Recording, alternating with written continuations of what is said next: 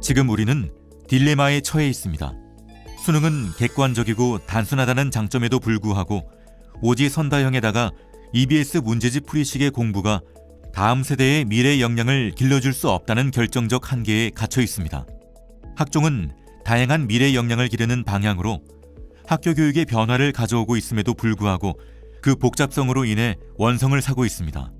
절대평가는 교육적으로 옳음에도 불구하고 현실적 변별의 요구 앞에서 주춤하고 있습니다. 이와 같은 딜레마 상황에서 모두가 만족하는 해법이 존재할까요? 문제가 복잡할수록 무엇이 중요한지를 분명히 해야 합니다. 그 점에서 우리는 선택의 기준으로 배움의 질 향상, 과잉 경쟁의 완화, 적격자 선발이라는 지향점을 제시하고자 합니다. 우선 수능 전형의 문제점을 알아보도록 하겠습니다. 수능은 공정하고 학종은 불공정하다고 흔히 말합니다. 과연 그럴까요? 공정성의 개념부터 정립하고 넘어갑시다. 공정성을 소위 금수저에게 더 유리하지 않아야 하는 원리라고 정의합시다. 공정성과 혼동하기 쉬운 개념이 객관성입니다. 예를 들어 유소년 팀과 국가대표가 축구 시합을 한다고 합시다. 경기의 룰은 매우 객관적이지만 이 게임이 공정하다고 할 수는 없습니다. 공정하다는 것은 조건이 동등한 경쟁이 되어야 한다는 것입니다. 그런데 죽집게 과외를 받는 학생과 자기 공부방도 없는 학생이 똑같은 시험을 치른다고 하여 공정하다고 할 수는 없습니다. 수능은 객관적이지만 공정하다 할 수 없습니다. 이제 그 증거를 하나하나 보여드리겠습니다. 수능 전형과 학종 전형 중에서 어떤 것이 소위 금수저에게 유리한가는 각 전형으로 합격한 학생이 어떤 학생인지를 살펴보면 됩니다. 첫째, 소득 분포를 살펴보면 수능 전형으로 합격한 학생들 가계 소득이 높게 나옵니다. 국가장학금 수혜 비율이 학종이 10.1%포인트 더 많고 소득분위 4분위 이하가 학종이 8.4%포인트 더 많습니다. 서울의 주요 대학에서 학종 비율 증가와 소득 분포의 상관관계를 분석한 것을 보면 학종 비율이 높아지면서 고소득층의 비율이 감소하는 것을 알 수 있습니다. 둘째, 지역별로 살펴보면 강남 학생들이 수능 전형에서 더 많습니다. 이렇게 되는 이유 중에 하나는 수능은 재수생에게 유리한데 재수생의 비율은 강남이 압도적으로 높기 때문입니다. 재수 비용이 한 달에 수백만 원인 경우도 많은데 당장 등록금 대출을 고민하며 알바를 해야 하는 학생들에게 똑같은 기회를 준다고 할 수 없습니다.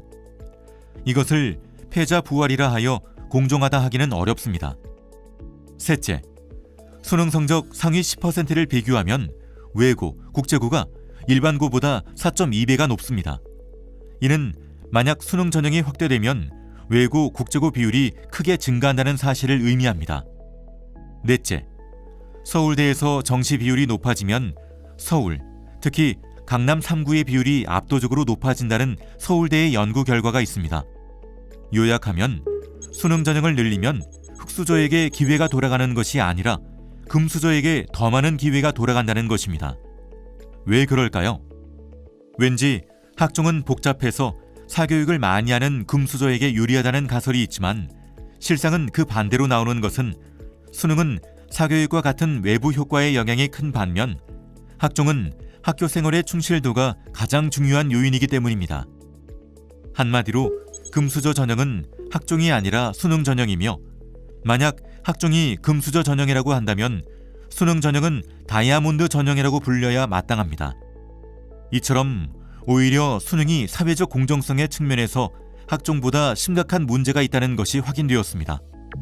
수능의 두 번째 문제는 바로 배움의 질의 문제입니다. 수능은 오지선다형 문제풀이식의 공부에 학생들을 가두어둡니다. 배움의 질이 높아진다는 것은 국어로 따지면 읽기, 쓰기, 듣기, 말하기 능력을 골고루 기르는 것입니다. 그런데 현재의 객관식 문제에서는 이러한 능력을 제대로 평가하기가 어렵습니다.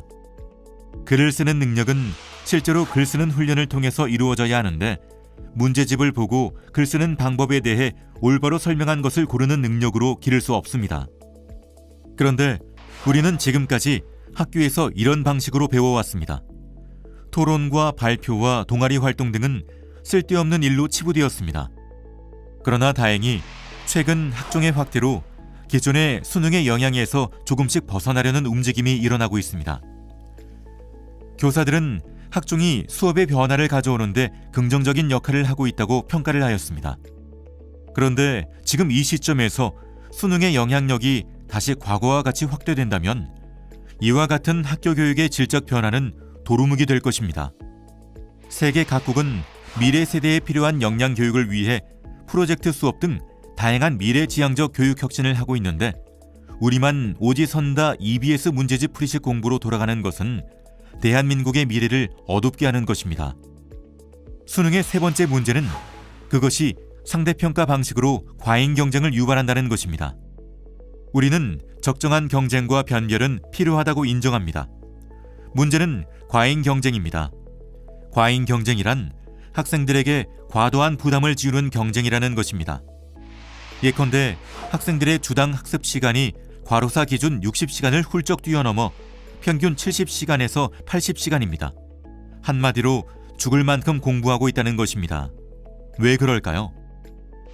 그 이유는 상대평가 방식에 있습니다. 비유컨대 턱걸이를 10개만 해도 충분한데 상대평가로 1등만 뽑는다 하면 99개, 100개의 무한 경쟁이 발생하는 것입니다. 턱걸이를 수학으로 바꾸면 현실이 됩니다. 수능 수학 30번은 정답률이 2% 미만입니다. 이 문제를 맞추는 2%에 들어가려면 주당 90에서 100시간은 공부해야 할 것입니다. 이미 충분히 우수한 학생들을 더 세밀하게 점수 0.1점 차이로 변별하려다 보니 점점 문제의 난이도가 올라갑니다. 이것은 희망 고문과도 같습니다. 그냥 학교 공부만 충실히 해서는 도저히 넘기 어려운 벽입니다. 사교육이 번성하는 이유입니다. 수학만의 문제가 아닙니다. 원어민도 풀기 어려운 영어 문제, 작가 자신도 틀리는 국어 문제 등 문제의 난이도는 어렵다 못해 치졸해지기까지 합니다. 이런 상황은 아이들이 열심히 하면 할수록 출제자는 더 어려운 문제를 내기 위해 열심히 노력하는 상대평가 체제에서 발생하는 문제입니다. 더 심각한 문제는 상위권 학생들의 이와 같은 과잉 경쟁으로 말미암아 전체적 경쟁의 강도가 높아지고 다수의 학생들이 좌절감을 느끼고 학습을 포기하고 소외되는 현상이 발생한다는 것입니다. 잠자는 교실의 문제가 여기서 발생됩니다. 일부는 매우 과도하게 경쟁하고 일부는 매우 방치되는 양극화는 교실 현장에 심각한 문제를 야기하고 있습니다.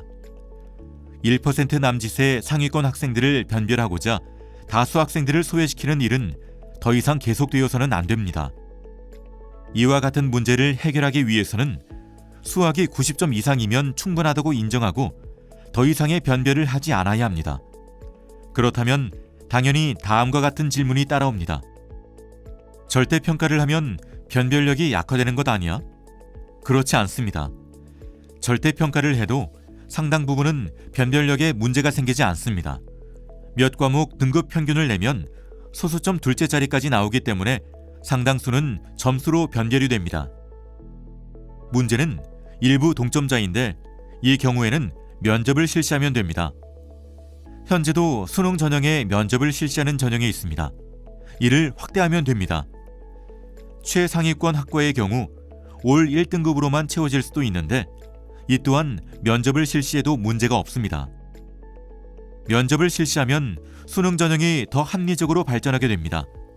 의사가 되기에 적합한 학생을 수능 성적만으로 판단할 수 있을까요? 사실 올 1등급 학생은 학력으로 볼 때 이미 충분하다고 인정해야 합니다. 다시 근소한 성적 차이로 변별하지 말고 면접을 통해 전공 적합도를 판단하는 것이 적격자 선발에 훨씬 나은 방법입니다. 결국 수능 절대평가를 해도 동점자가 크게 문제가 되지 않을 뿐 아니라 사실상 수능 전형이 더 좋게 발전하는 방향이라 할 수 있습니다. 한편으로는 면접 경쟁이 심화되지 않겠느냐고 합니다. 그러나 국영수 중심의 한 줄 세우기 경쟁보다는 적성에 따른 여러 줄 경쟁이 보다 의미가 있고 경쟁의 압력이 분산될 것입니다. 그렇게 되면 학생들은 무의미한 점수 경쟁을 내려놓고 그 시간에 보다 의미 있는 배움을 할 수 있게 될 것입니다. 이렇게 되면 덤으로 얻게 되는 또 하나의 유익이 있습니다.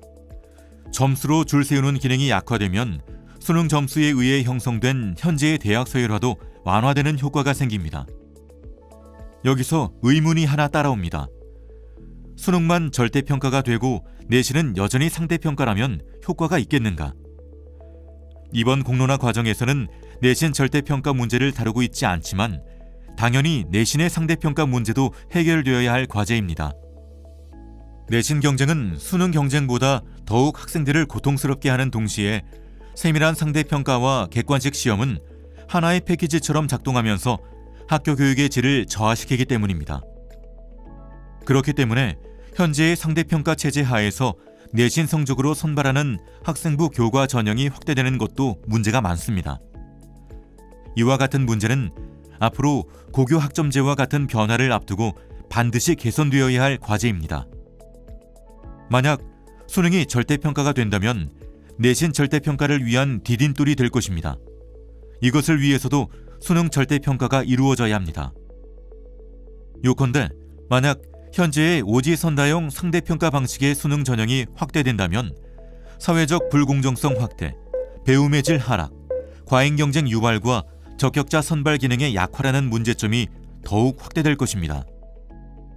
그리고 이를 45% 이상 확대하라거나 학생부 교과 전형 비율만큼 학종을 제한하라고 하는 것은 대학의 특성과 자율성을 무시한 획일적인 방식으로 문제가 있습니다. 다음으로 학생부 종합전형을 살펴볼 차례입니다.